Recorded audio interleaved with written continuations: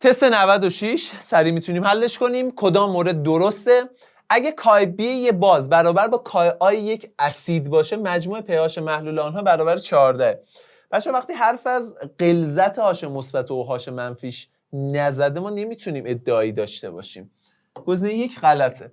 معادله خنثی شدن اسید و باز با یکدیگر رو میتوان به صورت فلان نشون داد. طبق متن کتاب درسی واکنش یک طرفه است، نه دو طرفه و تعادلی. در دما و غلظت یکسان خاصیت بازی و pH محلول آمونیاک. آقا آمونیاک رو با سدیم هیدروکسید بچه یه باز قویه، این یه باز ضعیف هستش.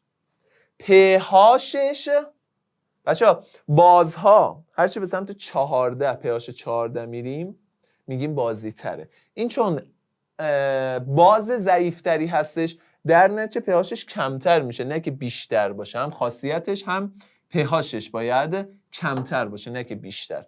پس 3 مورد رد شد. جواب گزینه 4. اما چرا؟